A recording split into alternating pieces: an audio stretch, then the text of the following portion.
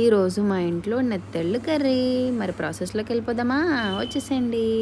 ముందుగా వేడి నీళ్ళలో ఒక 4-5 టైమ్స్ ఈ నెత్తళ్ళని చక్కగా కడుక్కొని పక్కన పెట్టుకోవాలండి.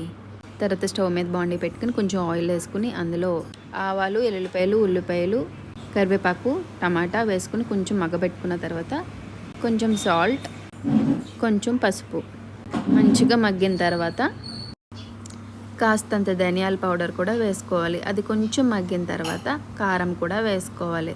అది కూడా కలుపుకొని మగ్గిన తర్వాత కొంచెం వాటర్ అనేది వేసుకోవాలి. శుభ్రంగా కడుగు పెట్టుకుని నెత్తలను కూడా వేసేసుకోవాలి. మూత పెట్టుకుని 5 మినిట్స్ మగ్గిన తర్వాత కర్రీ అయితే ఇలా ఉంటుందండి. చాలా టేస్టీగా ఉంటుంది. వేడి వేడి అన్నంలో ఈ కర్రీ వేసుకుని తింటే ఉంటుందండి.